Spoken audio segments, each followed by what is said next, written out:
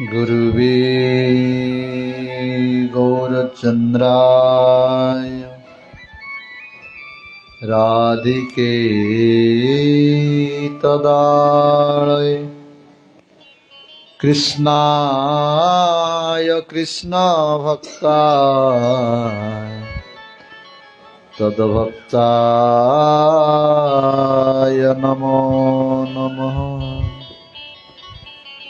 नमो विष्णुपादाय कृष्णप्रेष्ठाय भूतले श्रीमते भक्ति वैभव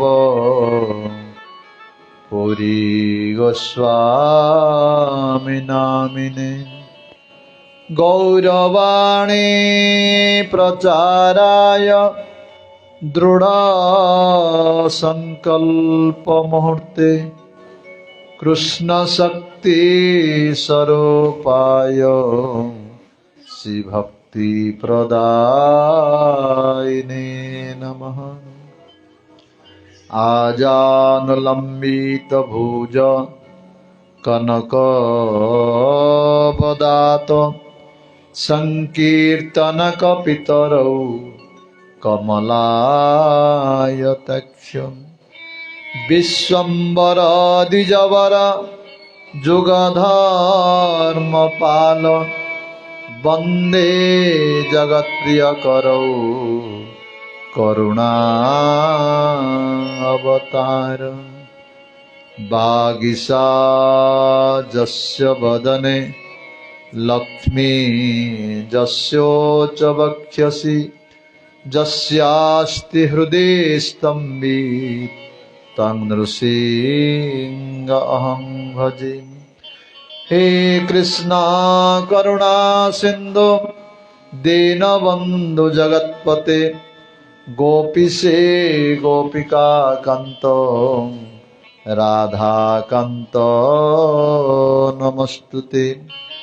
तप्त कांचन गौरांगे राधे वृंदावनेश्वरी वृषभानुसुता देवी प्रणमामि हरिप्रिये। वाञ्छाकल्पतरुभ्यश्च च कृपा सिन्धुभ्येव च पतितानां पावनेभ्यो वैष्णवेभ्यो नमो नमः। श्रीकृष्ण चैतन्य प्रभो नित्यानंद श्री अद्वैत गदाधर शिवासादि गौरभक्त वृंद। हरे कृष्णा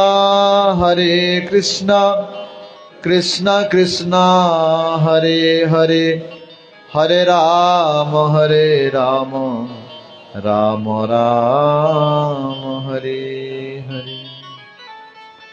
सर्वादो प्रातस्मरणीय मध्य भगवत संबंधदाता पाश्चात्य जगतर गौरवाणी प्रचारक प्रवर श्रीकृष्ण चैतन्य मिशनर प्रतिष्ठाता आचार्य प्रवर नित्यनिलाप अविष्टो ओम विष्णुपाद परमहंस परिव्रजक आचार्य प्रवर अष्टोत्र सप्तश्री पूज्य गुरुदेव शिल भक्ति वैभव पुरी गोस्वामी महाराज पाद पद्मे ए दासाधमर अनंत कोटि दंडवत पूर्वक कृपा भिक्षा प्रार्थना करुछि।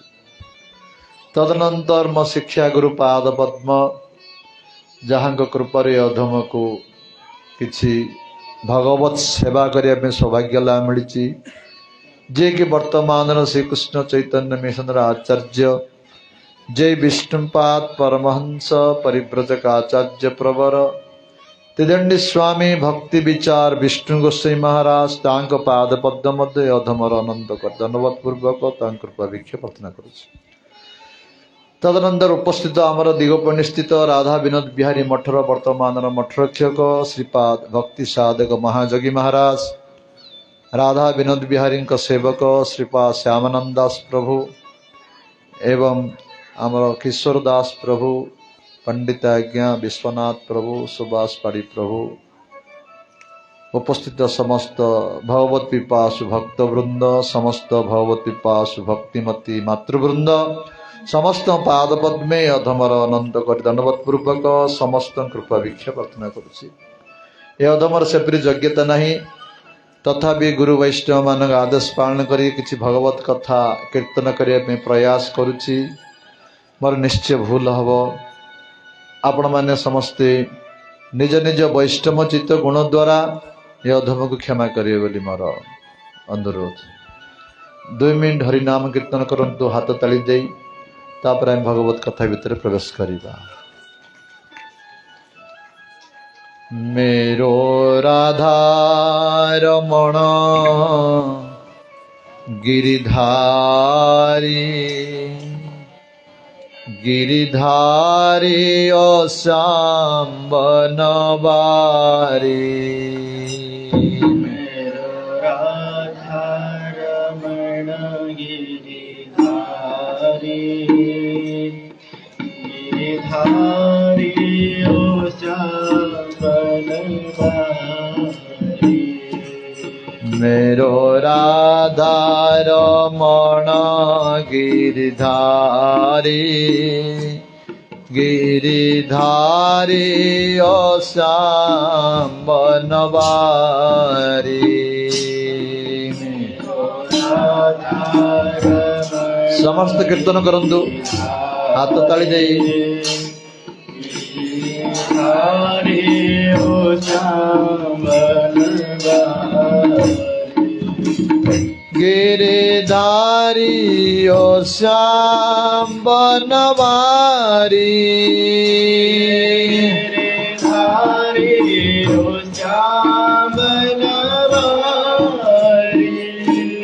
गिरिधारी ओ रास बिहारी,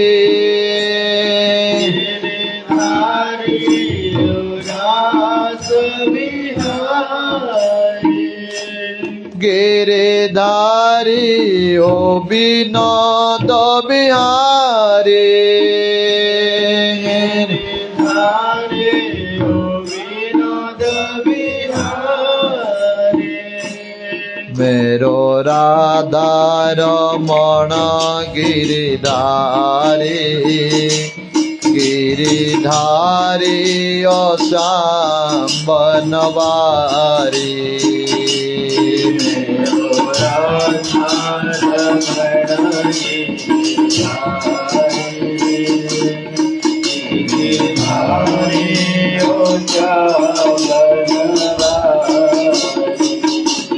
मेरो राधा रमण गिरिधारी, गिरिधारी ओ बांके बिहारी।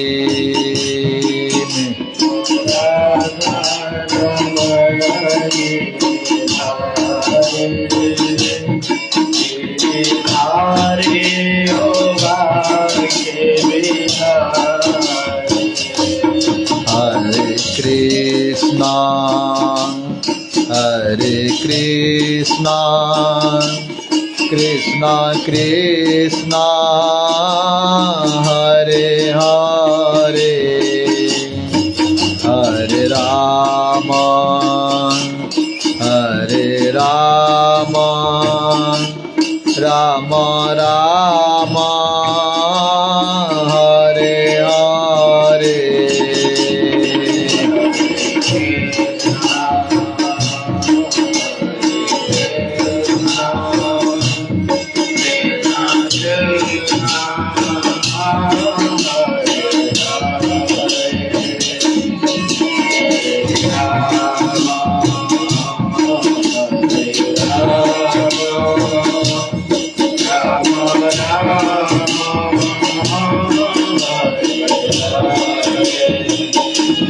हरे कृष्णा, हरे कृष्णा, कृष्णा कृष्णा हरे हरे,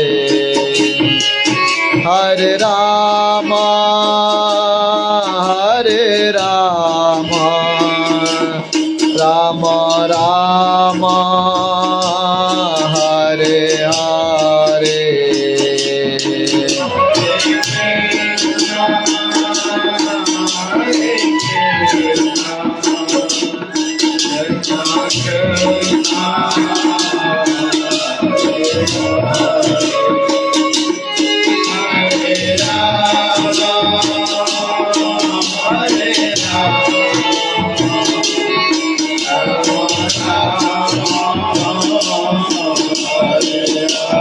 निताई गौर हरि बोल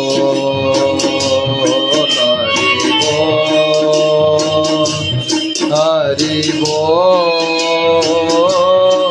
हरि बोल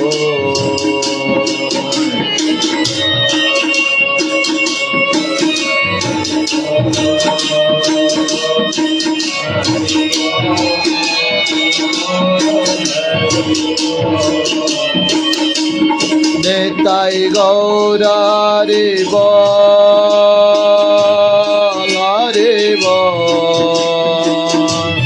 हरि बोल हरि बोल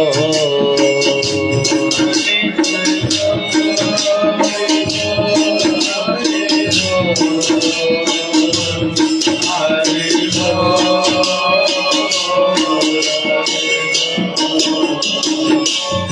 जय राधा माधव लाल की वृषभानंदने राधा रानी की निताई गौरंग महाप्रभु की जगन्नाथ बलदेव सुभद्रा सुदर्शन जीव की भक्त विघ्न विनाशक लक्ष्मण सिंह देव की भक्त प्रवर प्रहलाद महाराज की परम वैष्णव शिव शंभु की श्रीमद् भागवत महापुराण की श्रीमद् भागवत सप्ताह ज्ञान यज्ञ की जय नितलाभिष्ट पूज्य गुरुदेव श्री भक्ति वैभव पुरी गोस्वामी महाराज की भक्सिद्धांत सरस्वती गोस्वामी प्रभुपाद की जय भक्ति विचार विष्णु गोस्वामी महाराज की भक्ति साधक महाजगी महाराज की कृपा श्यामानंद प्रभु की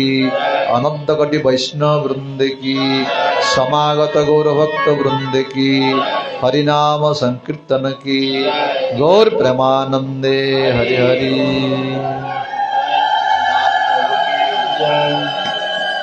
गुरु वैष्णव मानक महती कृपारु राधा माधवंक महती कृपारु आम मानकु एई तिलेश्वर ग्राम रे भगवत प्राप्तिर श्रेष्ठ साधन जे सत्संग जहाँ जगत रे अत्यंत दुर्लभ अटे आम मानकु श्रीमद् भागवत सप्ताह माध्यम रे सुलभ होइछि। वस्तुतः आम मान प्रति हरि गुरु वैष्णव मानकर महती कृपा अटे।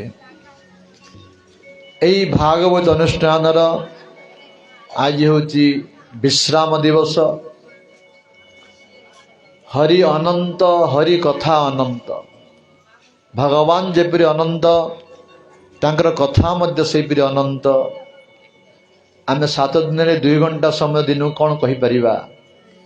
जा हो जतिकी आमे पारिले सेतिकी आमे श्रवण कीर्तन करि पारले एहा द्वारा जीवर मंगल हुए। यह हूँ सर्वश्रेष्ठ धर्म भगवान कथा श्रवण कीर्तन करिबा। गतकाली आमने वृंदावन केतोटी लीला आलोचना करथिले। आज तो कम समय किछि मथुरा एवं द्वारिका लीला किछि आलोचना करिबा। ता पूर्वरु विश्राम तिथि किछि मु कहियो जाउछि। एठी तो प्राय भक्त मान अछंती जो माने नुआ लोक मान अछंती ग्रामर यह शुणिबा नितांत आवश्यक। आम मानकर मनुष्य जीवन बड़ दुर्लभ जीवन अटे। किंतु आमे माने समस्ते भवरोगी ही जाइछे। এই জন্ম মৃত্যু জরা ব্যাধি রূপক দুঃখ ভিতরে আমি মান অছে ए भवरोगर किपर उद्धार हवा तापाई किछि विधि निषेध पालन करिया पड़िबो। जेपरी कोनसी डायबिटीज रोगी डॉक्टर निकटକୁ जीव डॉक्टर कौन कहब किछि विधि कहब किछि निषेध कहब आ औषध दब। निषेध कौन कहब ना मसला खाइबु नाही, राग खाइबु नाही, अन्न खाइबु नाही, मिठा खाइबु नाही, आ करिबु कौन संतुला खाइबु, रोटी खाइबु, कलरा खाइबु। गोटे निषेध आ गोटे विधि ए दुईटा करी औषध दब ताहले औषधटी काम दब। जदि विधि निषेध पालन करिब नाही मन इच्छा सब खाइब औषध खाइब काम दब काम दब नाही। ठीक सेहीपरि आमे समस्ते भवरोगी ए संसार भितरे पड़िचे जन्म कष्ट मृत्यु कष्ट जरा कष्ट व्याधि कष्ट पाउचे। ए भव संसार उद्धार पाई मध्य किछि विधि निषेध अछि। निषेध कौन प्रथम दिन कही मो बेसी व्याख्या करी कह चाहू नहीं आउ थे सर्टकट कही दूची द्यूतं पानं स्त्रीय सोना।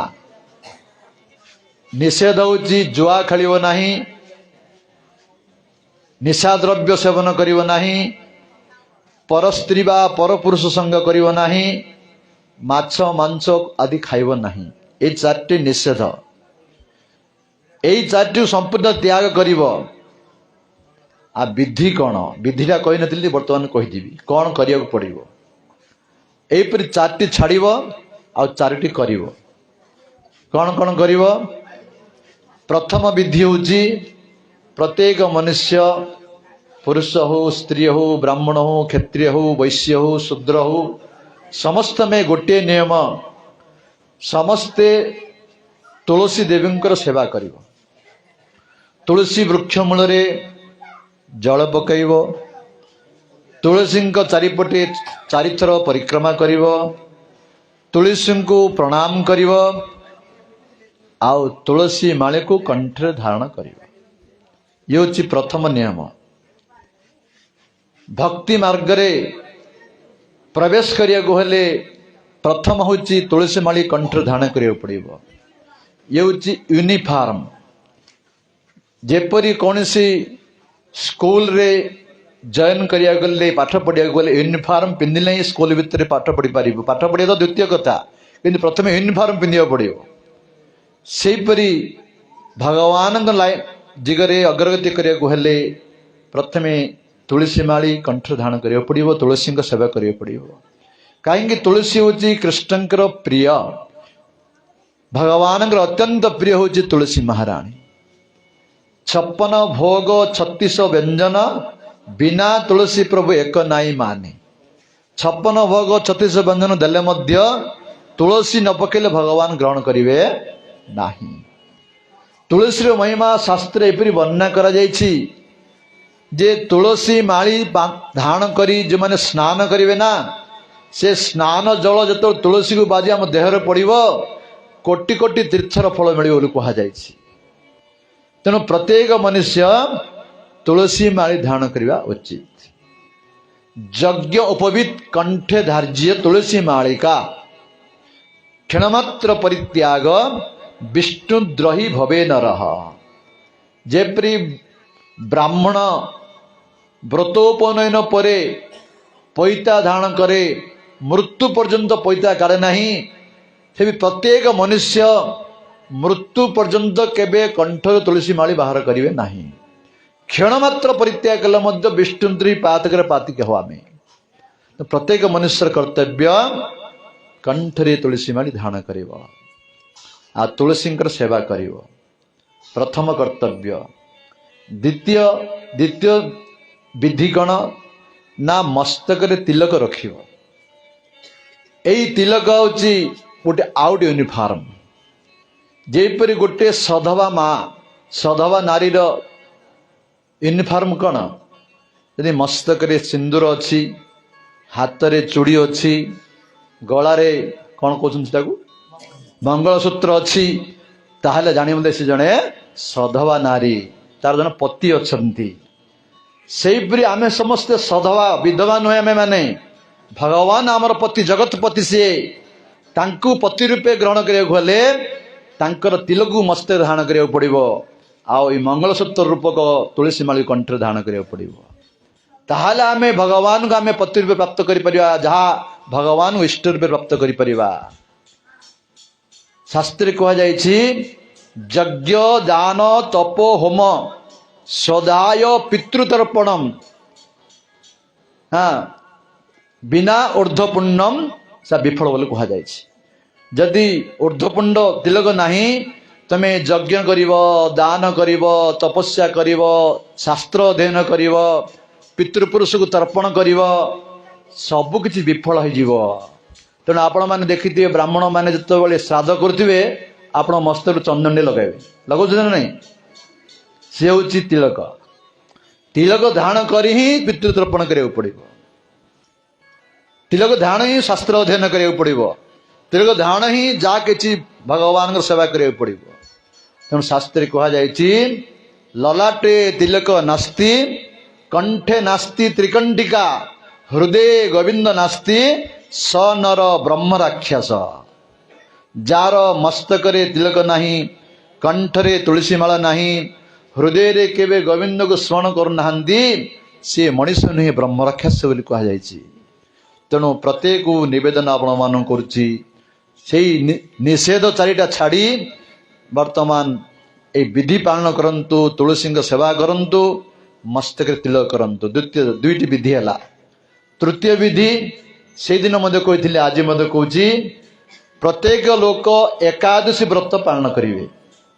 ଯେତେ ବ୍ରତ ଅଛି, ବୃକ୍ଷ ମଧ୍ୟରେ ତୁଳସୀ, ବ୍ରତ ମଧ୍ୟରେ ଏକାଦଶୀ। ପ୍ରତ୍ୟେକ ମନୁଷ୍ୟ 8 ବର୍ଷରୁ 80 ବର୍ଷ ପର୍ଯ୍ୟନ୍ତ, କି ବ୍ରାହ୍ମଣ, କ୍ଷତ୍ରିୟ, ବୈଶ୍ୟ, ଶୂଦ୍ର, ପୁରୁଷ, ସ୍ତ୍ରୀ ସମସ୍ତେ ଏକାଦଶୀ ବ୍ରତ ପାଳନ କରିବେ। ଇଏ ହେଉଛି ଭକ୍ତିର ମୁଖ୍ୟ ଅଙ୍ଗ। ଏହାଦ୍ୱାରା ଭଗବାନ ପ୍ରତି ଆମର ଭକ୍ତି ଜାଗ୍ରତ ହେବ। କିପରି ଏକାଦଶୀ ପାଳନ କରିବେ ମୁଁ ସେଦିନ କହିଥିଲି, ସଜଳା, ସଫଳା, ନିର୍ଜଳା 3 ପ୍ରକାର ଅଛି। ଏହିପରି ଭାବରେ ଯାହାକୁ ଯାହାପରି ଇଚ୍ଛା ସେହିପରି ଏକାଦଶୀ ବ୍ରତ ପାଳନ କରିବେ। 3ଟି ବିଧି ହେଲା। ଆଉ ଚତୁର୍ଥ ବିଧି କ'ଣ? ଯେଉଁ ମହାରାଜ କହୁଥିଲେ, ହରିନାମକୁ ଆଶ୍ରୟ କରିବେ। ହରିନାମ ହେଉଛି ଭଗବାନଙ୍କର ଅବତାର। କଳିକାଳେ ନାମ ରୂପେ କୃଷ୍ଣ ଅବତାର, ନାମ ହଇତେ ହଏ ସର୍ବ ଜଗତ ନିସ୍ତାର। କଳିକାଳରେ ଭଗବାନ ଶ୍ରୀକୃଷ୍ଣ ନାମ ରୂପରେ ଅଛନ୍ତି। ଏଇ ନାମକୁ ଆଶ୍ରୟ କଲେ ତୁମେ ଜଗତରୁ ଉଦ୍ଧାର ହେଇପାରିବ। ନାମୀ ଠାରୁ ମଧ୍ୟ ନାମର ମହିମା ଆହୁରି ଶ୍ରେଷ୍ଠ। ସବୁ ଯୁଗରେ ନାମର ମହିମା ଅଛି, କିନ୍ତୁ କଳି ଯୁଗରେ ବିଶେଷ ମହିମା। ଆମର ତୁଳସୀଦାସ କହିଲେ, ଚଉ ଯୁଗ ଚଉ ବେଦ ନାମ ପ୍ରଭାଓ, ଶ୍ରୀ ରାମ ଜୟ ରାମ ଜୟ ଜୟ কলি যোগে বিশেষ আনো পায়,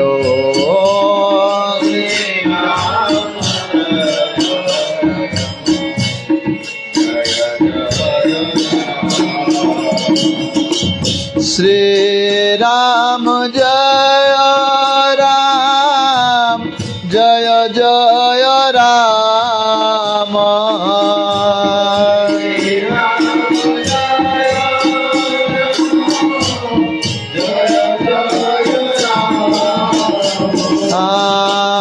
শ্রীরাম জয় রাম জয় জয় রাম,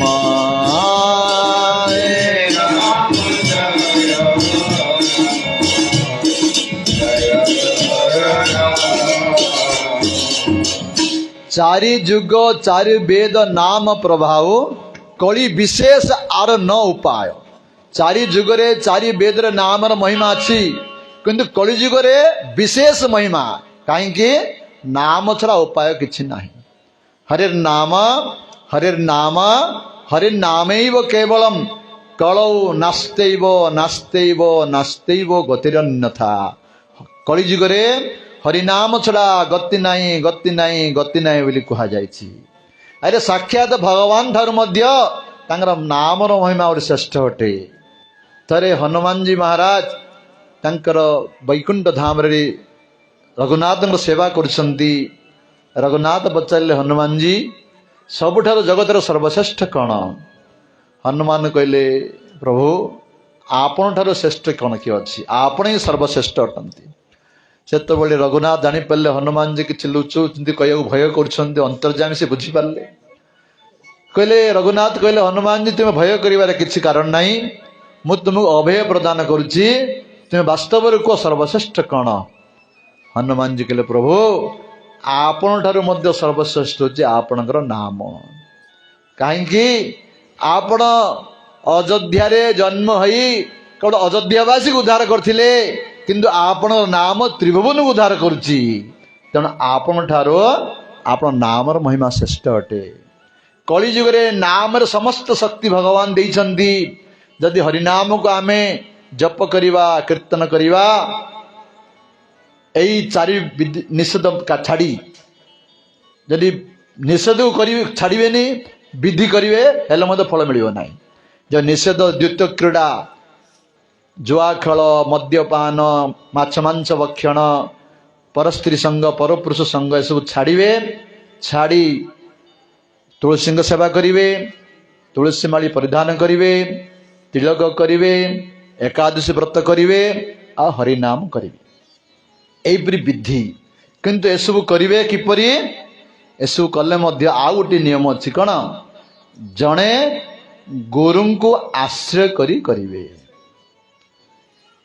जगत रे कहते आम तो गुरु नहीं जो आज्ञा गुरु बहव सन्ति शिष्य वित्तपहारक दुर्लभ अयम गुरुदेव शिष्य संतापहारक। जगत अनेक गुरु अच्छी जे शिष्यर धन ग्रहण नापी किंतु शिष्यर दुख नापी यहीपरि गुरु दुर्लभ अटे। आम क्या गुरु रूपे ग्रहण कर? जगत केते गुरु अच्छा यह आमर चैतन्य महाप्रभु जे कलिजुगर अवतार जे भगवान श्रीकृष्ण ही कलिजुगर आसते सी कहते क्या गुरु रूपे ग्रहण कर कौन कहले? किबा विप्र किबा न्यासी शूद्र के न हय किबा विप्र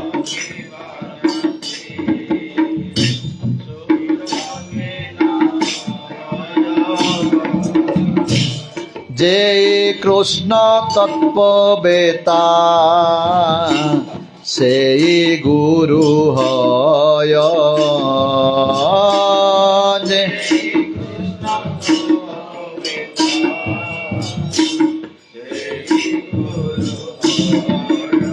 के ब्राह्मण होता सन्यासी होता गृहस्थ होता त्यागी होता बा शूद्र होता महाप्रभु कहले कौन ना जड़े शुद्ध कृष्ण भक्त जड़े शुद्ध कृष्ण भक्त ही गुरु होगापी योग्य ताहांको गुरु रूपे आश्रय कर।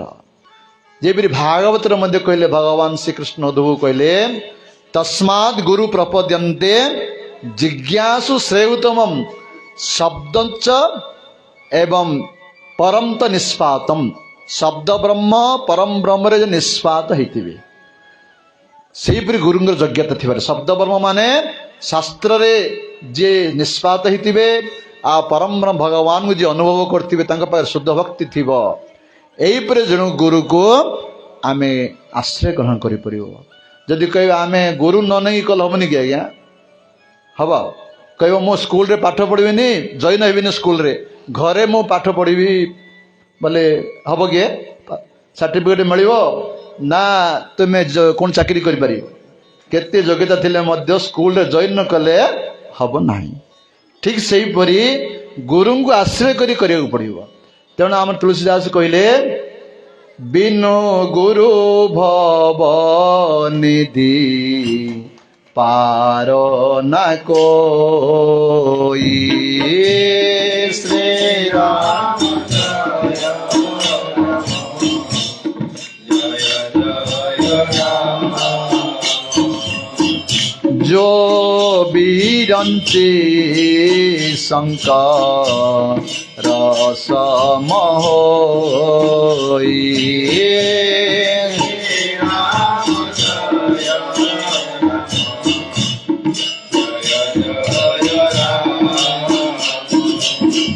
श्री राम जय राम जय जय राम।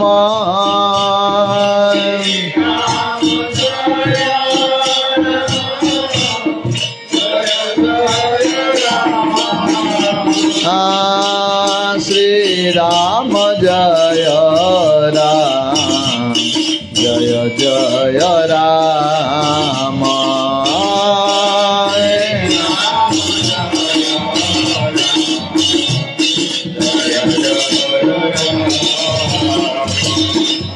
बिनु गुरु भवनिधि पार न कोई जो बिरंची शंकर सम होई।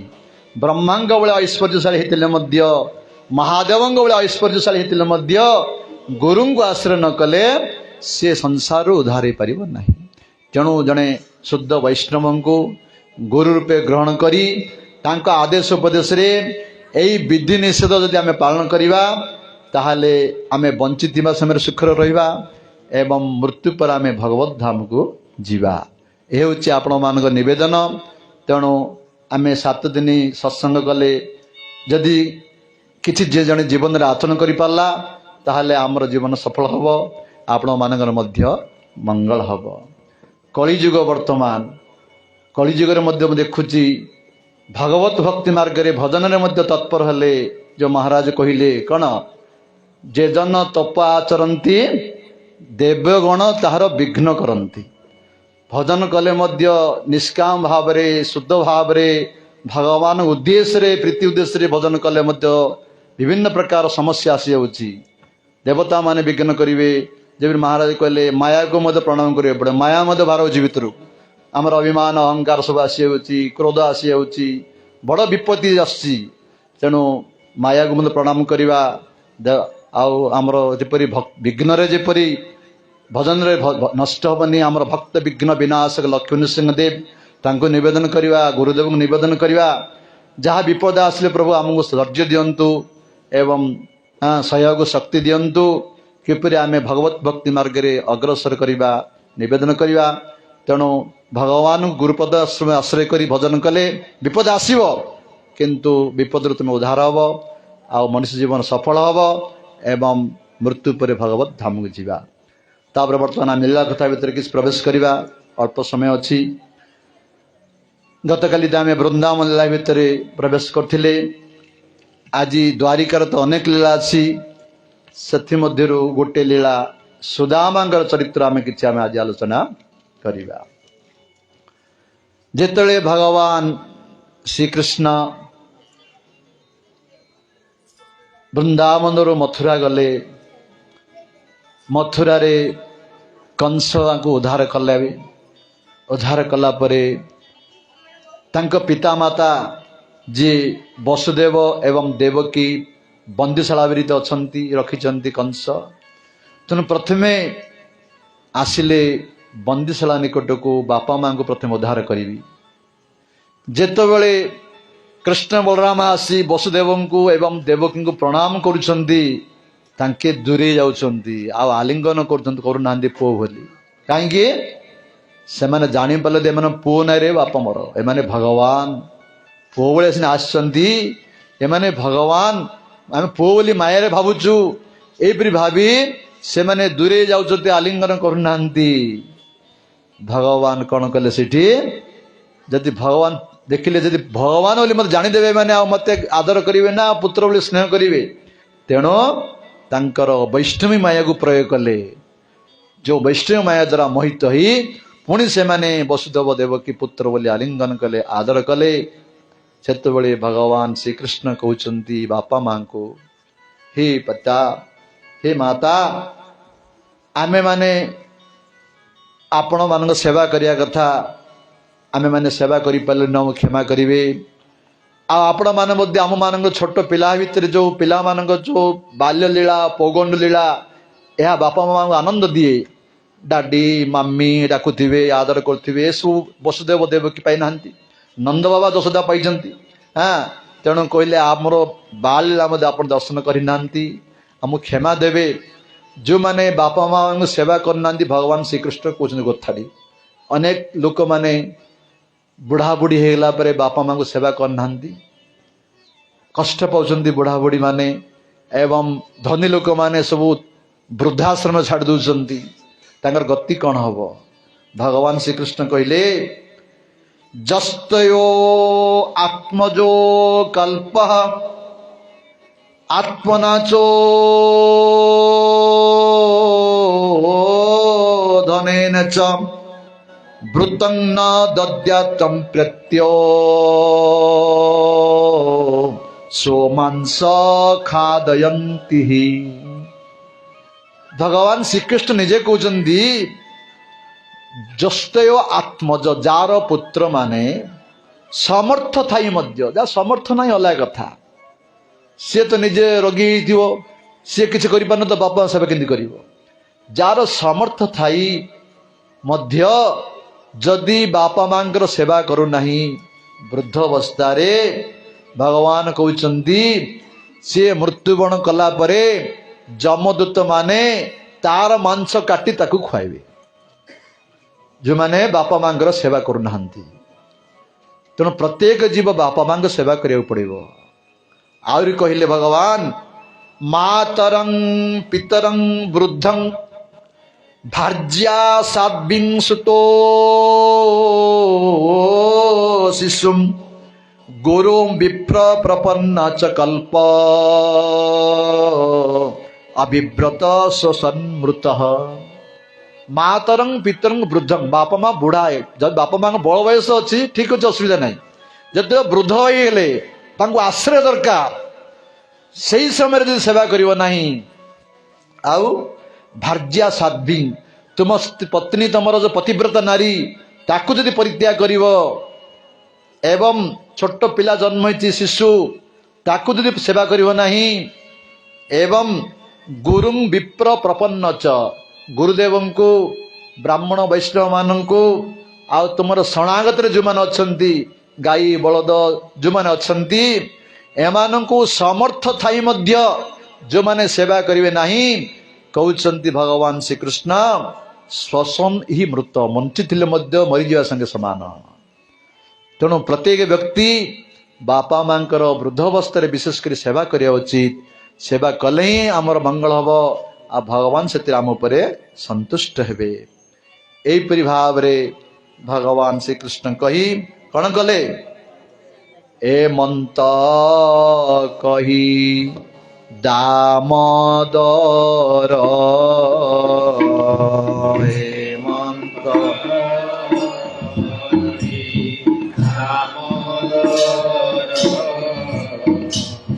ମନ ମହିଲେ ତାଙ୍କର,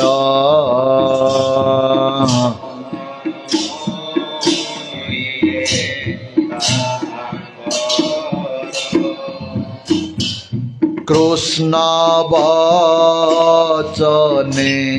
পিতা মাতা,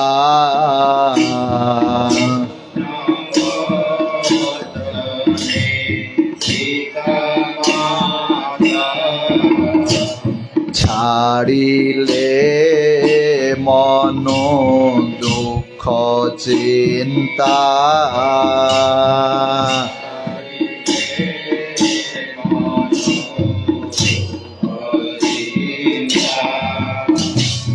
অতি আনন্দে বেনিজন,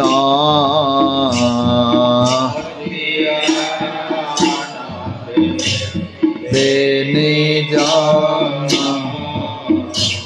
পুত্র यत्र को दीयन्ति चुम्बना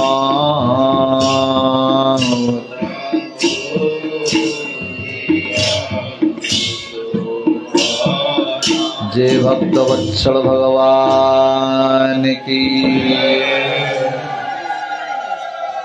एपरी भाव रे कृष्ण बलराम को वसुदेव देवकी आदर कले, चुम्बन देले। किछि दिन गला वर्तमान व्रतोपनयन करदेले वसुदेव देवकी कृष्ण बलराम को। आ पाठ पढ़ना प्रभु दीर्घ 11 वर्ष रहिले कोटी वृंदावन रे, गाई चरेले सिना पाठ पढ़िया जाइना। तेणु पाठ पढ़ाया पड़ो, पाठ न पढ़ले किपरि मंगल उन्नति किपरि हेब। तेणु वसुदेव कृष्ण बलराम को पाठ पढ़ाया चिंता कले। आचार्य होती कुलगुरु होती गर्गाचार्य, जे कि विद्वान थिले, त्रिकालदर्शी थिले, किंतु गर्गाचार्य पाखे पाठ पढ़लेनी कृष्ण। कोड़ी गले हैं संदीपनी ऋषि पाखु गले। कोटी सीटा उज्जयिनी संदीपनी निकट को गले। कहीं गले सिटी गर्गाचार्य को छाड़ी संदीपनी निकट को कहीं गले? ता मध्य किसी कारण अच्छी। जड़े महापुरुष निकट मु कथि शुणुली जे भागवत रे पद्म पुराण रे कहा जायछि, चिंतामणि लोक सुखम सुरुद्रु स्वर्ग संपदम प्रदच्छति गुरुप्रीत वैकुंठ जोगी दुर्लभम। चिंतामणि लोक सुखम, केते प्रकार मणि अच्छी, से गोटे मणि हूँ चिंतामणि। से मणिर कार्य कौन? ताकू धरी तुम जहा चिंता कर मिल, कि जहा चिंता अर्थ केवल ये लोक सुख, पृथ्वीर सुख मिल, धन दियो, द्वार घर दियो मिल। आ मु स्वर्ग को जी, वैकुंठ को जी, तार योग्यता ना से दे पार ना। चिंतामणि लोक सुखम बोल कहला। सुरुद्रु स्वर्ग संपदम, स्वर्गर गोटे कल्प वृक्ष अच्छी, ता पाखे तुम्हें जहा कल्पना कर मिल, जहा अर्थ केवल स्वर्ग सुख मिल, से वैकुंठ लोक सत्य लोक दे पार ना। किंतु प्रजच्छति गुरुप्रीत वैकुंठ जोगी दुर्लभम। जदि गुरुदेव प्रसन्न हो जिवे, ताहले बड़ बड़ जोगी मानक मध्य जहा दुर्लभ से वैकुंठ धाम, से वैकुंठ धाम प्राप्त हो, भगवान को प्राप्त करिव। जदि गुरुदेव प्रसन्न हेबे, ताहले प्रश्न उठिब गुरुदेव किपरि प्रसन्न हेबे? मोटा रूप से दक्षिणा देले प्रसन्न हेबे?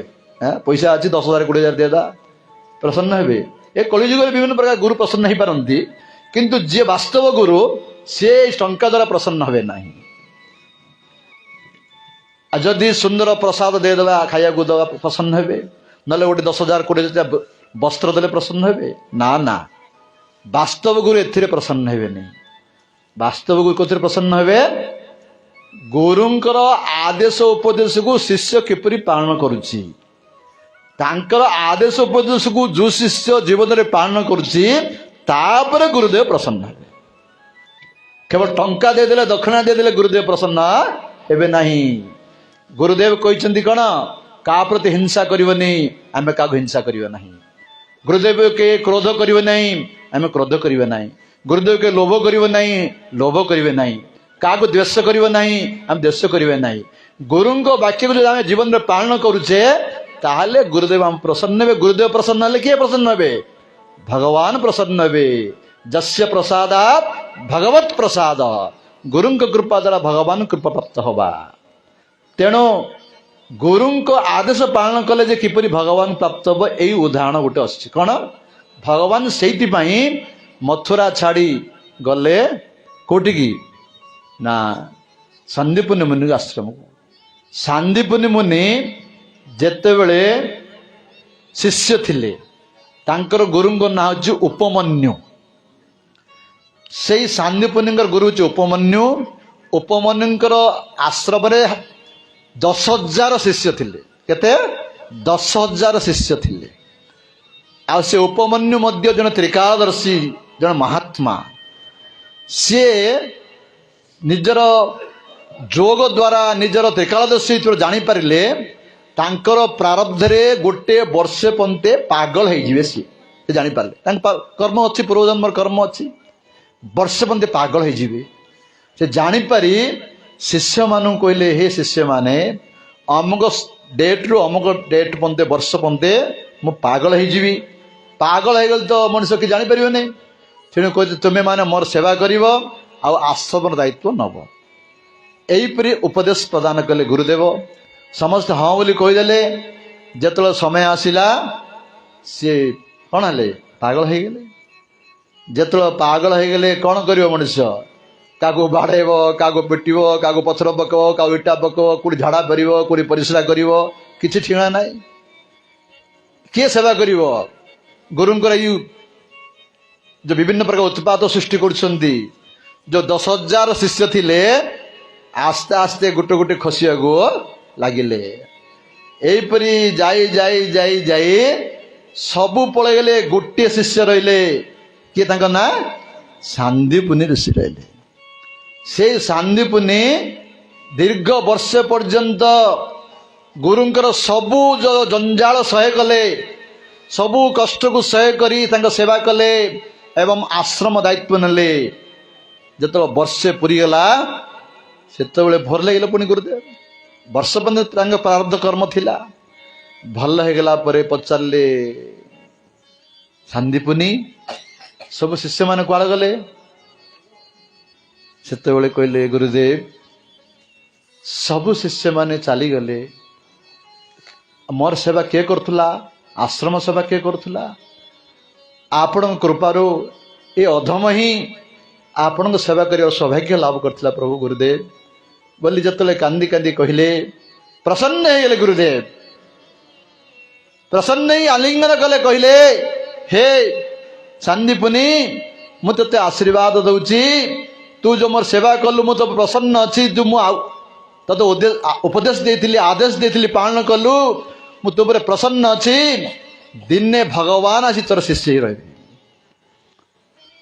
जो आशीर्वाद मिलता गुरु पाखु से कथा भगवान जानी अंतर्जामी तेणु से गर्गाचार्य को छाड़ी सांदीपुनि निकट को जाउचंती पाठ पढ़िया जतले जाउचंती कृष्ण सांदीपुनि निकट को ता पूर्वर पाठ पढ़ुले किए सुदामा ब्राह्मण गरीब ब्राह्मण सी पाठ पढ़ुले कौन सी यज्ञर किसी यज्ञ काष्ठ गुरुदेव बण को पठे पिलाटा 15-20 वर्ष बालक 15 वर्षर जिते यज्ञ काठ आणुंट गोड़े गोटे कंटा पैगला एकुटिया अच्छा पिलाटा आ कंटा काढ़ी पारना कांदुंट कौन कर मत किए रक्षा कर बोली भगवान डाकुंट सुदामा हे प्रभु निराश्रय मा जगदीश रक्ष निराश्रय मा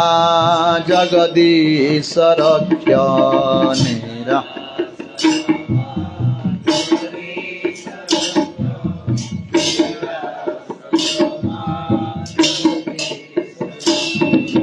निराश्रय मा जगदीश रक्ष निराश्रय मा जगदीश रक्ष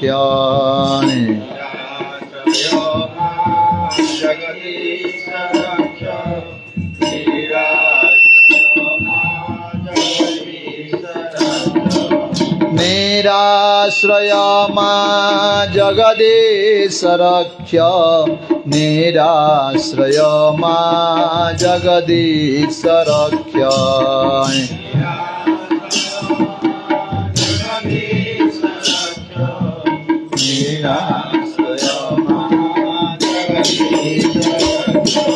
निराश्रय मा जगदीश रक्ष निराश्रय मा जगदीश रक्ष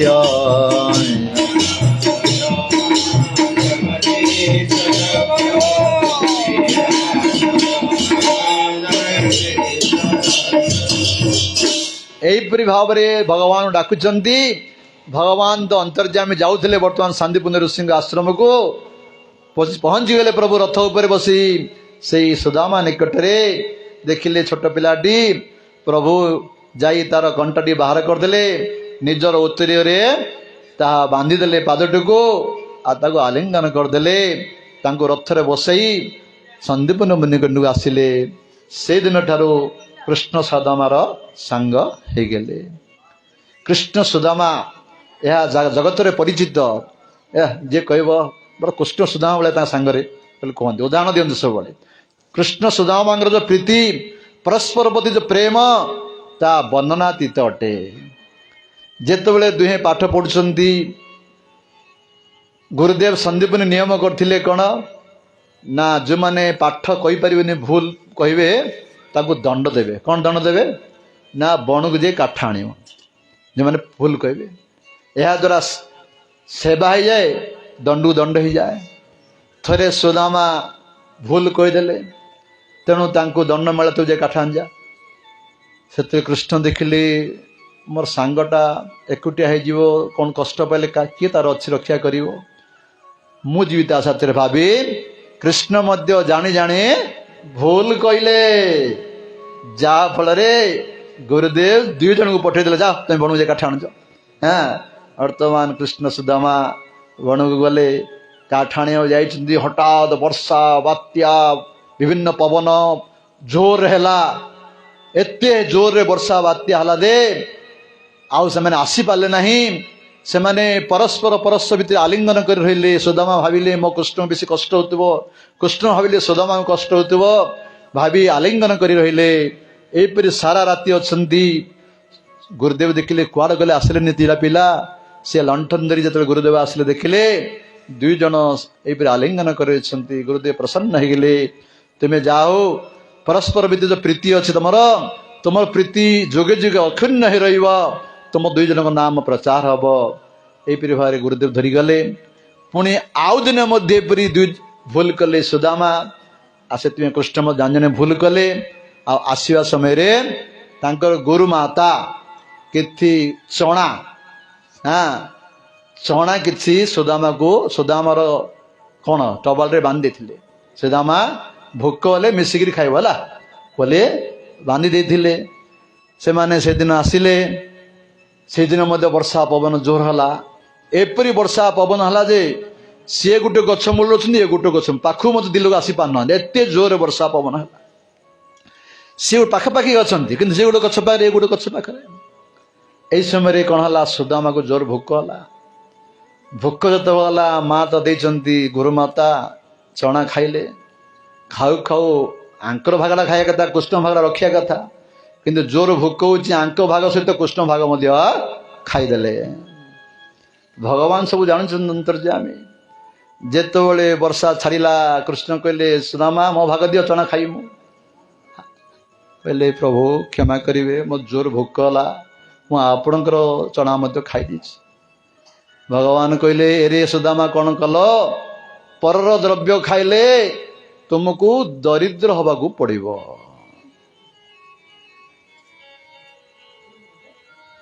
ସୁଦାମା କହିଲେ ପ୍ରଭୁ ମୁଁ ଦରିଦ୍ର ହେଇଛି, ମୋ ଦୁଃଖ ନାହିଁ, ଏତିକି କୃପା କରନ୍ତୁ, ଆପଣ ଚଣକମଳ କେବେ ଯେପରି ଭୁଲିବି ନାହିଁ, ଏଇ କୃପା କରନ୍ତୁ।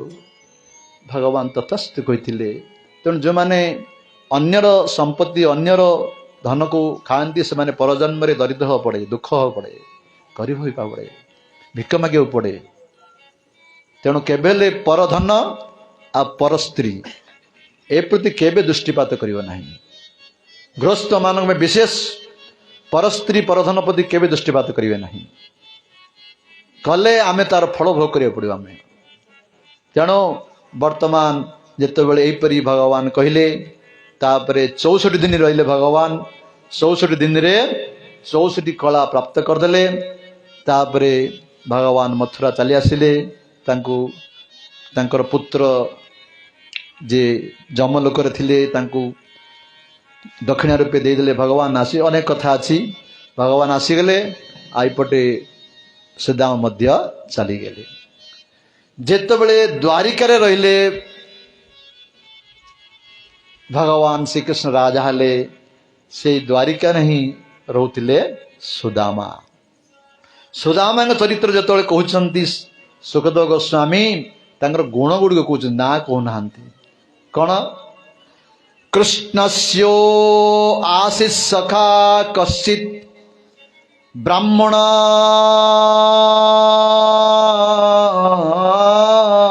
ब्रह्मवितमः विरक्त इंद्रियार्थेषु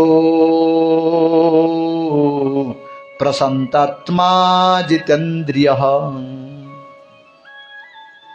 कृष्णस्य आशीष सखा सुदामा के थिले कृष्णଙ୍କର सखा थिले गोटे योग्यता कहले आ गोटे योग्यता कौन ब्राह्मण थिले आओ ब्रह्मवितमः ब्रह्मवित्तर ब्रह्मवित्तम ब्रह्म अर्थ भगवान सी संपूर्ण रूपे जानी तत्वत अनुभव करते भगवान को सी सुदामा ब्राह्मण आ कौन कहले विरक्त इंद्रियार्थेषु ग्रस्त थिले से तांकर पत्नी थिले पुओ झील थिले हेले मध्य किए कहउचंती सुखदेव गोस्वामी भली वैराग्यवान लोक कहउचंती कौन कहउचंती विरक्त इंद्रियार्थेषु वैराग्यवान थिले ग्रस्त जीवन यापन करथिले मध्य सुदामा थिले वैराग्यवान थिले से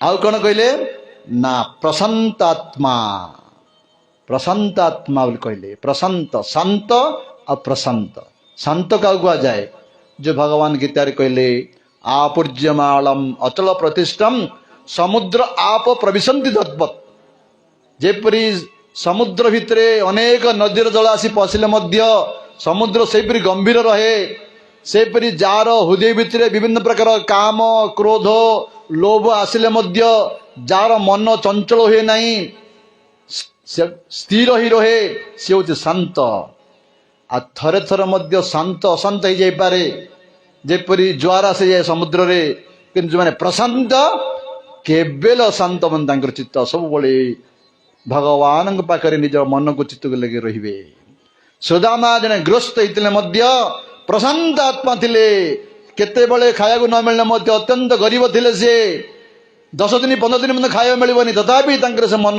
विचलित हो नहीं प्रशांत आत्मा वैराग्यवान थिले जितेन्द्रिय थिले इंद्र मान को संपूर्ण रूपे जय करथिले हे परीक्षित जदृच्छया उपमन्येन वर्तमान गृहाश्रमी तस्य भार्या कुत्तलेस्य क्षुत्कामा च तथा विधान। हे परीक्षित जदृच्छया अपमन्यन सी ग्रस्त जीवन यापन कल मध्य भगवत इच्छा में जहाँ मिलला से संतुष्ट रोते ये हूँ भक्तर लक्षण कौन जब तुलसीदास कहले कौन कहले सरल स्वभाव मन कुटिलाई श्री राम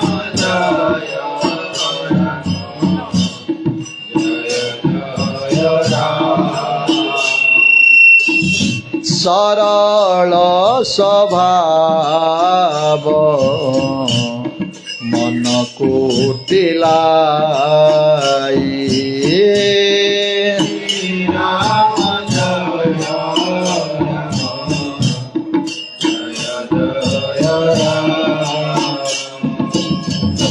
যথা লাভ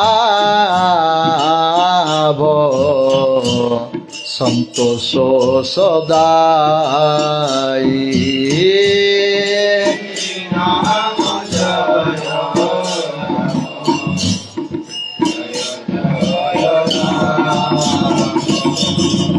শ্রী রাম জয় রাম জয় জয় রাম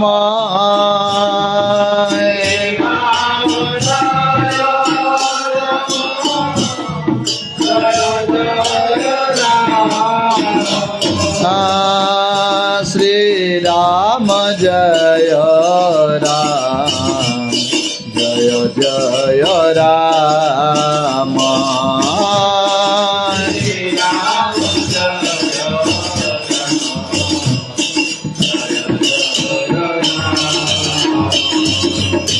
भक्तर स्वभाव कौन कहले सरल स्वभाव अत्यंत सरल पेटरे गोटे कथा पाटरे गोटे कथा ये सरल नुहे ये कपटता सरल स्वभाव जार पेटरे कपटता किछि नाही जथा लाभ संतोष सदाई जहाँ भाग्य मिली आमर पुओ झील पत्नी धन संपत्ति घर द्वार संतुष्ट रहिबा ए होछि भक्तर स्वभाव।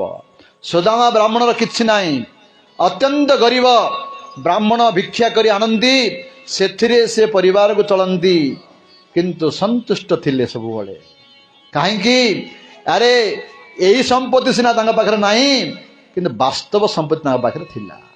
वास्तव संपत्ति कौन ये सब जड़ संपत्ति वास्तव संपत्ति होची कौन भक्ति संपत्ति प्रेम संपत्ति तांका पाखरे थिला से वास्तव रे धनी यही जड़ जड़ जगतर धन ये धनी नहीं ये जेते धन आसीबो तुमको सेते लोभ लागिवो कोटिए थिले आ कोटिए किपरि आसीबो 5 कोटी थिले आ 5 कोटी किपरि आसीबो तुम केबेल मन संतुष्ट हो नहीं धन संपत्ति रे आ से संपत्ति जब पाई जीव ना तुम संतुष्ट हो जीव जा अछि जतिक अछि संतुष्ट हो जीव तेणु सबुठ बड़ धन होची आमर तुलसीदास मत कहते किए धनी है धनवंत सोई जानी श्री राम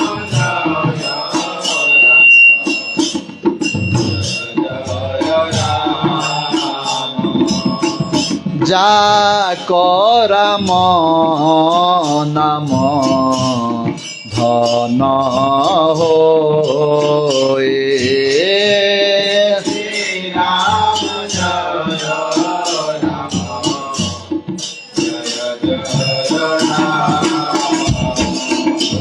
श्री राम जय राम जय जय राम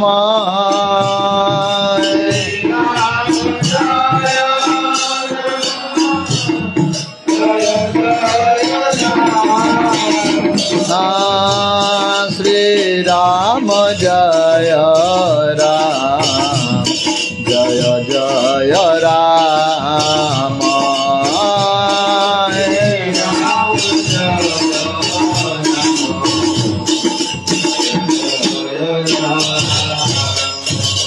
धनवंत सोई जानिए सी धनवंत किए जार राम नाम धन अच्छी भक्ति धन अच्छी सी वास्तव धन आमे से धन प्राप्त करने तेणु आम मान को दुख होची जो भागवत ओडिया भागवत कहले कौन कहले मठारे जार भाव नाही संसारे दरिद्रटी से जार भगवान प्रति भाव भक्ति नाही सबुठ दरिद्र होची से तेणु सुदामा गरीब थिले सत बाह्य दृष्टि किंतु वास्तव दृष्टि धनी थिले से भक्ति धन थिले प्रेम धन तांका पाखरे थिला आ तांका पत्नी नाम हो सुशीला से मध्य सेपरी पतिव्रता नारी थिले से पतिंक जेपरी पतिंक धर्म रे से साहाय्य करुथिले पति जति रखाई रहउछन्ति से कोन खाइबे से मते भूकर रहउथिले केबे अळी करनाहांदी जे ए आण से आण केबे कही नांती सुशीला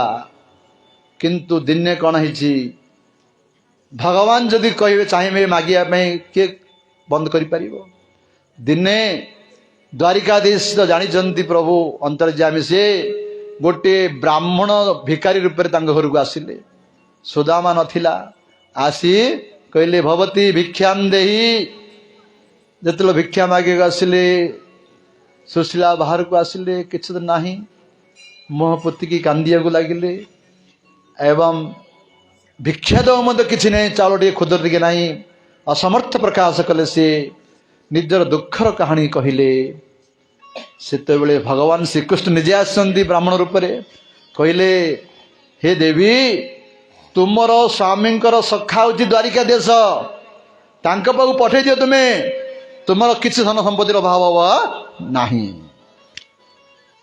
भगवान श्रीकृष्ण निजे ब्राह्मण वेश आसी कही पड़े गले आज सुशीला निज पति को कहया चाहती भय कर कहीं मो पति हूँ निष्काम भक्त से किसी चाहती ना भगवान सेवा छड़ा तथापि घर चलिया पड़ो पिला माने भोक रोचती तेणु बड़ कष्ट जा स्वामी को कहते सुशीला कहले हे स्वामी शुण ତୁମେ ତ ବୋଲୁଥାଅ ନିତ୍ୟ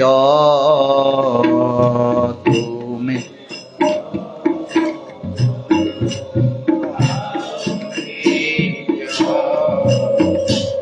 ମୋ ମିତ୍ର କୃଷ୍ଣର ସଙ୍ଗତ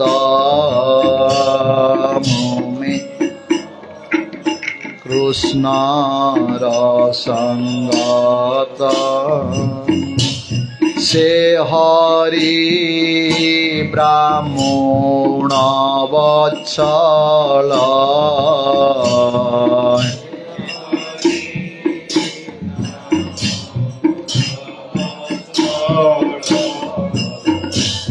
করুণা সিন্ধু আদি মূল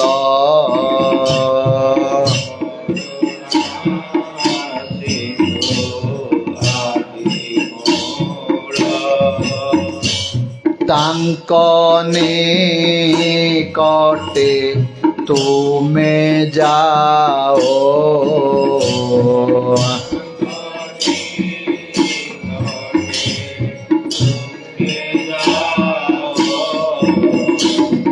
আম্ভ দরিদ্র পণ কোহ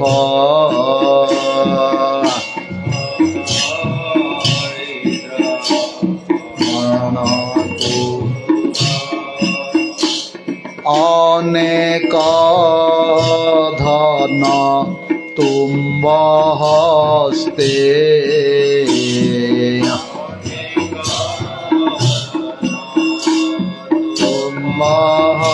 হস্তে তেবে সে মিত্র ভাব অর্থে সে মিত্র যে ভক্তবৎসল ভগবান কি কহিলে হে স্বামী ଆପଣ ଅନେକ ଥର କହିଛନ୍ତି ଯେ ଦ୍ୱାରିକାଧୀଶ ମୋର ସଖା ବୋଲି ସେ ବ୍ରାହ୍ମଣ ବତ୍ସଳ କରୁଣା ସିନ୍ଧୁ କୃପା ସିନ୍ଧୁ ଆପଣ କୃପା କରି ତାଙ୍କ ନିକଟକୁ ଯାଆନ୍ତୁ ସେ ଯେତେବେଳେ ଜାଣିବେ ଯେ ତାଙ୍କ ସଖା ଦରିଦ୍ର ଆପଣ ଅନେକ ଧନ ଦେବେ ଧନ ଆଣିଲେ ଆମର ପରିବାର ଚଳିପାରିବା ଯେତେବେଳେ ଏକଥା କହିଲେ ସୁଶୀଳା ବଡ଼ ଡରରେ ଭୟରେ କହିଛନ୍ତି ସୁଦାମା କହିଲେ ଦେବୀ ମୋ ସଖା ପାଖକୁ ମୁଁ ମାଗିବା ପାଇଁ ଯିବି ନା ନା ଏହା କେବେ ସମ୍ଭବ ନୁହେଁ ତୁମେ ଯଦି କହିବ ପୁଣି କିଛି ଦିନ କାହା ଘରୁ ଯେ ଭିକ୍ଷା ମାଗି ଆଣିବି ସତ ମୁଁ ମାଗିବା ପାଇଁ ମୋ ସଖା ପାଖକୁ ଯିବି ନାହିଁ ଯେତେବେଳେ ବାରମ୍ବାର ମନା କଲେ ସେତେବେଳେ ଗୋଟିଏ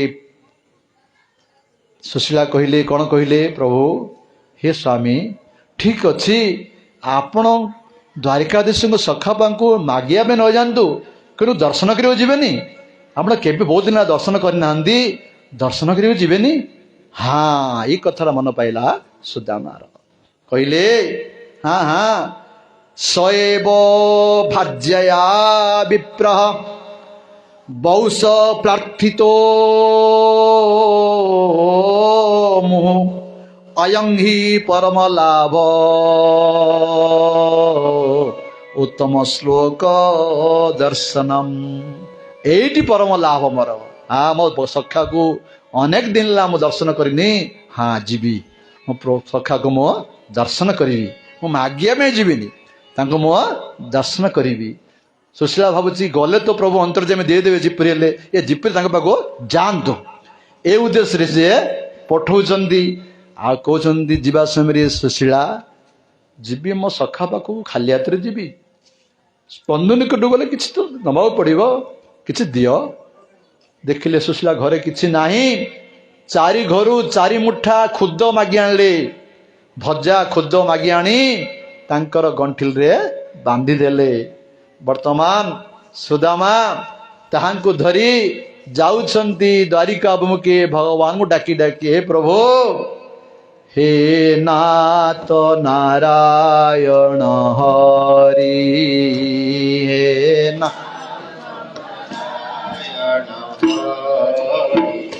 हे नाथ नारायण हरि हे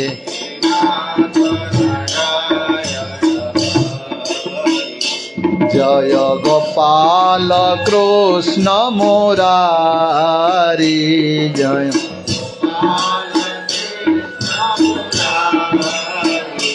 जय गोपाल कृष्ण मुरारी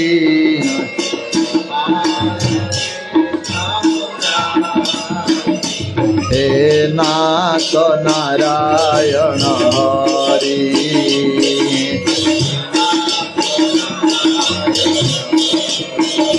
हे नाथ नारायण हरि हे नाथ नारायण जय जादव माधव मुकुंद कृष्ण केशव गोविंद जय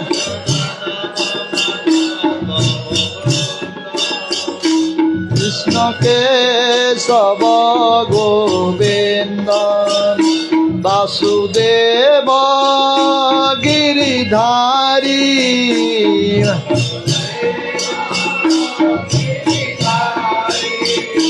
वासुदेव गिरिधारी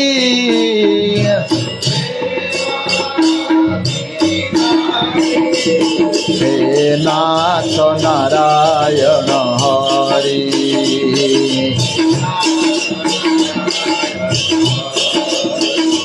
हे नाथ नारायण हरि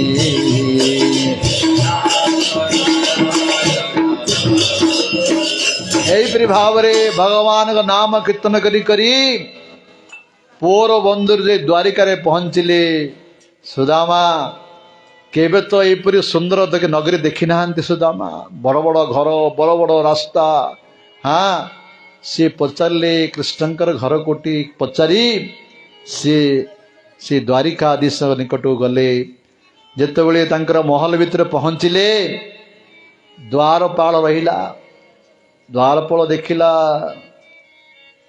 पैता अच्छी निश्चय जन ब्राह्मण किंतु कांगाल ब्राह्मण एहिपरि तो ब्राह्मण कांगाल ब्राह्मण तो आमकर प्रभुंकर मित्र जानी सी से कहले तुम्हें किए पचारे से द्वारपाल से कहले मु हूँ द्वारिकाधीश सखा छान्या होगा द्वारपाल हरी द्वारिकाधीश सखा ये हाँ इंद्र आसिले कौच मु द्वारिकाधीश दास बोली कहूँ ये द्वारिकाधीश सखा बोली कौच गोटे दरिद्र ब्राह्मण गोटे हाड़ गोड़ दुशुची चिरा गोटे टबल पिंधि सखा बोली कहूँ तुम नाम कौन ना मो ना सुदामा ठीक अच्छे तुम्हें अपेक्षा कर मुझे प्रभु को पचारिक आसुची द्वारपाल भितर गले रुक्मिणींकर गृह प्रभु अच्छी कहले प्रभु गोटे दरिद्र ब्राह्मण आसी तार हाड़ गोड़ सब देखा जाउची चिरा गोटे लुगा पिंधिची मुंडरे टोपी नहीं गोड़े जूता नहीं कहूची मु द्वारिकाधीशर सखा आ ता ना पचारू कहूँ सुदामा सुदामा शब्द जो प्रभु शुणिदेले से भगवान से प्रेम कुआड आसीगला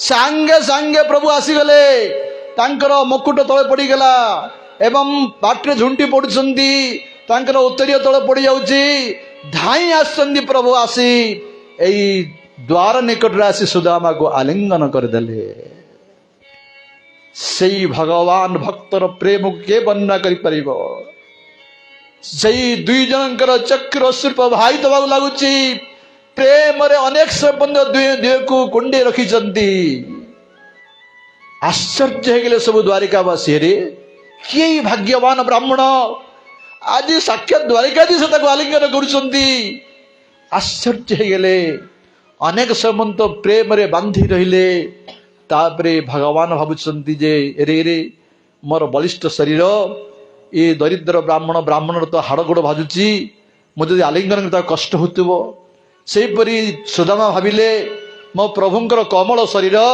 ମୋର ହାଡ଼ ଗୋଡ଼ ଥିବା ଶରୀର ବାଜିଲେ କଷ୍ଟ ହେଉଥିବ। ପରସ୍ପର ଭିତରେ ଭାବି ପରସ୍ପର ଅଲଗା ହେଲେ।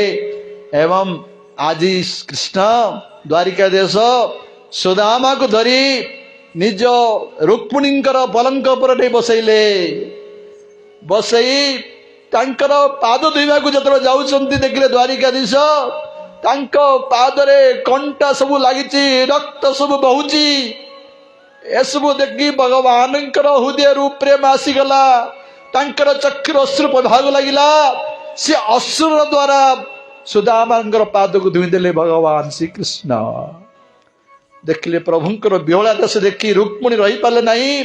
ରୁକ୍ମିଣୀ ନିଜେ ଆସି ସୁଦାମାଙ୍କର ପାଦ ଧୋଇଲେ ଏବଂ ତାଙ୍କୁ ଚାମର ଢାଳିବାକୁ ଲାଗିଲେ। ଯେ ରୁକ୍ମିଣୀ ବୈକୁଣ୍ଠେଶ୍ୱରୀ ଲକ୍ଷ୍ମୀ ଦେବୀ, ସିଏ ଆଜି ସୁଦାମାଙ୍କ ସେବା କରିବାକୁ ଲାଗିଲେ ଏବଂ ତାଙ୍କୁ ସୁନ୍ଦର ଭାବରେ ସ୍ନାନ କରାଇଲେ, ସୁନ୍ଦର ବସ୍ତ୍ର ଦେଲେ, ବସ୍ତ୍ର ଦେଇନାହାନ୍ତି ସ୍ନାନ କରାଇଲେ ଏବଂ ସୁନ୍ଦର ସୁସ୍ୱାଦୁ ଖାଦ୍ୟ ଦେଲେ। ପ୍ରସାଦ ଖାଇଲେ, ଖାଇଲା ପରେ ଟିକେ ବସିଲେ ଶାନ୍ତିରେ।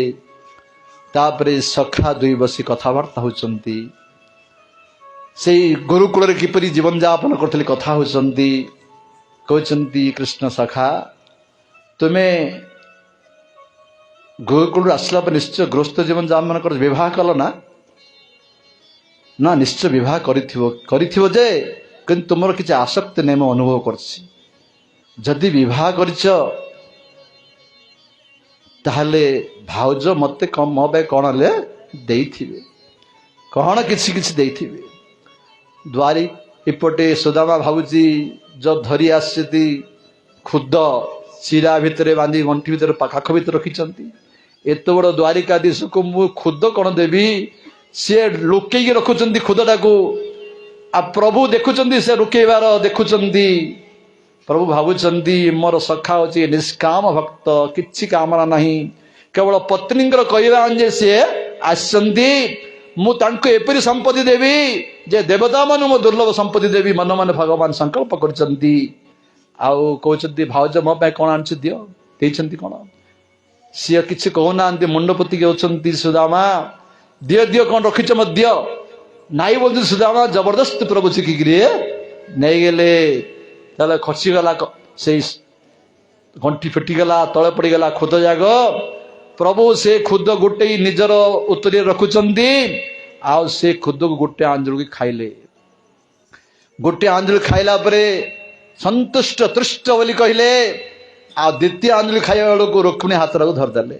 ପ୍ରଭୁ, ଆପଣ ଗୋଟେ ଆଞ୍ଜୁଳିରେ ସବୁ ସମ୍ପତ୍ତି ତାକୁ ଦେଇଦେଲେନି, ଆଉ ଗୋଟେ ଆଞ୍ଜୁଳି ଖାଇଲେ ମୁଁ କୋଉଠି ରହିବି? ମୋ ପ୍ରତି ଦୟା କରନ୍ତୁ। ଆଉ ଭକ୍ତର ପ୍ରସାଦ ଆପଣ ଏକୁଟିଆ କିପରି ଖାଇବେ? ଆମେ ସମସ୍ତେ ଖାଇବା, ଆମକୁ ଟିକେ ଦିଅନ୍ତୁ। ସେତେବେଳେ ସେ ପ୍ରସାଦକୁ ରୁକ୍ମିଣୀ ନେଇଗଲେ। ଏହିପରି ଭାବରେ କିଛି ଦିନ ସେଇଠି ରହିଲେ ସୁଖପୂର୍ବକ। ତାପରେ ବିଦାୟ ଦେଉଛନ୍ତି। ବିଦାୟ ଦେବା ସମୟରେ ରାସ୍ତାକୁ ଛାଡ଼ି ଆସୁଛନ୍ତି। ଯେଉଁ ଅବସ୍ଥାରେ ଯାଇଥିଲେ ସୁଦାମା, ସେଇ ଅବସ୍ଥାରେ ହିଁ ଆସୁଛନ୍ତି। ରାସ୍ତାରେ ଛାଡ଼ିବାକୁ ଯାଉଛନ୍ତି, କିଛି ଦେଲେ ନାହିଁ, ବିଦାୟ ନାହିଁ, ଆସିଗଲେ। ସୁଦାମା ମନେ ମନେ ଭାବୁଛନ୍ତି, ପ୍ରଭୁ ବାସ୍ତବରେ ମୋତେ କୃପା କରିଛନ୍ତି।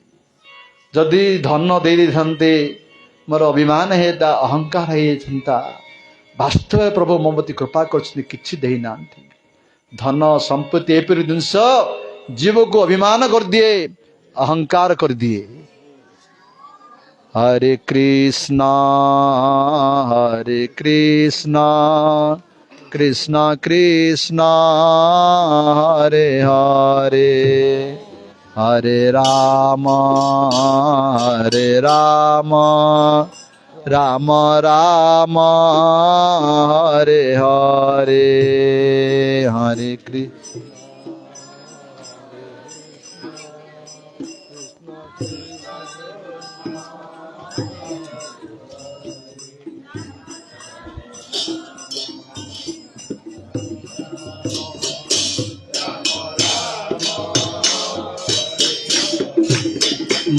ମାଇକ୍ ନଥିଲେ ଶୁଭିବ କି? ଶୁଭିବ ନା? ହଁ, ଅଳ୍ପ ସମୟ ଛାଡ଼ିଦେବା, 5 ମିନିଟ୍ରେ କହିଦେବା, ବନ୍ଦ କରିଦେବା। ହଁ, ବର୍ତ୍ତମାନ ଯେତେବେଳେ ଦ୍ୱାରିକାଧୀଶ विदाय नहीं सुदामा जाउछंती प्रभुंकर कृपा को अनुभव करछंती। आहा क्वा अहम दरिद्र पापियम का कृष्ण श्रीनिकेतनम ब्रह्मबंधु इति स्नेहं बाहव्य परिरंबित। आहा मो बड़ी दरिद्र ब्राह्मण कोटि कोटि लक्ष्मीपति भगवान श्रीकृष्ण कोटि मो बड़ी अधम ब्राह्मणपति एते दया प्रभुंकर मते आलिंगन कले तांकर सेजरे बसैले मोर पाद धुईदेले मते सुस्वाद प्रसाद देले। आहा ए अधमपति प्रभुंकर की विशेष कृपा एपरी मन मन भगवान कृपा अनुभव करी जेतेबेले पहुंचुचंती निज ग्राम रे सेठी आउ तांका घर को सी चिन्ह पारो नाहंती काहे भगवान सब संपत्ति दे दी तांकर असी कुड़िया नाही विराट बिल्डिंग हे येजी से बिल्डिंग देखी देखले कोठी की मु आसली एडा मोर गा ना आ को गा कोठी चिंता करचंती अरे आ कोठी भूल रे मु आसी गेल ना मु सपन देखुछ ना कोन एपरी भाबी के से सेठी बसचंती। सेई समय तांकर पत्नी सुशीला देवकन्या भलिया सुंदर ही अनेक दासी मान सहित आसी निज स्वामी को पासटी ने घर भीतर को आश्चर्य गले सुदामा ए प्रभु ए सब मोर सखांकर करा मन बुझी पारे किंतु सुदामा एपरी भक्त थिले एत बड़ संपत्ति ऐश्वर्य थिले मध्य से जेपरी थिले सेपरी रहिले तांको पत्नी धन धन चाहून पत्नी सेपरी भोग रहिले किंतु सीए सेहीपरी सेही चिरा धोती पिंधि किछि आसक्त नहीं धनपति किछि आसक्त नहीं भगवान प्रेम रे भक्ति प्रेम रे तल्लीन होइकरी सी जीवन कटेले। एपरी सुदामा ब्राह्मण प्रति भगवान विशेष कृपा। तेणु आमे माने जदि एपरी शुद्ध भक्ति जाचन करिवा भक्त मान संग करिवा निरंतर हरि कीर्तन करिवा हरि कथा श्रवण करिवा ताहाले आमे निष्कपट भाव करिवा शुद्ध भाव करिवा का प्रति द्वेष करिवा नहीं का को दुख दबा नहीं का को कष्ट दबा नहीं भगवान समस्त हृदय रचंती। एपरी भाव जदि आमे हरिनाम करिवा हरि कथा सुनिवा साधन करिवा निश्चय भगवान आम दिने कृपा करिवे आम हृदय मध्य एपरी भक्ति प्रेम जागृत हब से प्रेम जागृत हेले आमर संसार कौन दुख आम अनुभव हो ना। तेणु आज कथा विश्राम दिन मु कथा को नौना अधिक समय आज विश्राम नवा ता पूर्वर भागवतर शेष श्लोकटी मु गाइबी आपण मान समस्ते गान करंतु तापरे आमे आरती दर्शन करिवा आरती दर्शन करी आमे प्रसाद पाई जीवा समस्त को अनुरोध सबठी जेपरी सत्संग हब हरि कीर्तन हब हरि कथा प्रचार हब से प्रयास करंतु आमे माने जेते दुख कष्ट जेते सुविधा असुविधा आसिया चेष्टा करिवु आसी भगवान कथा प्रचार कर चेष्टा करिवु आपण समस्त चेष्टा दरकार विभिन्न विपद आसीबो विभिन्न प्रकार निंदा अपमान आसीबो सबु सहे करिवा सहे करी भगवान कथा प्रचार कर निजे आनंद पाइबा निजे प्रेम पाइबा अन्य को प्रेम प्रदान कर चेष्टा करिवा ए होची हमर कर्तव्य ए होची आम प्रति गुरु वैष्णव मानकर आदेश। वर्तमान भागवतर हाँ शेष श्लोक गाइबा ता पूर्व आमर जड़े प्रभु आसछन काली चित्रगामा परा शिवराम प्रभु आस काली करियो पर प्रचार करियो परा कहियो परा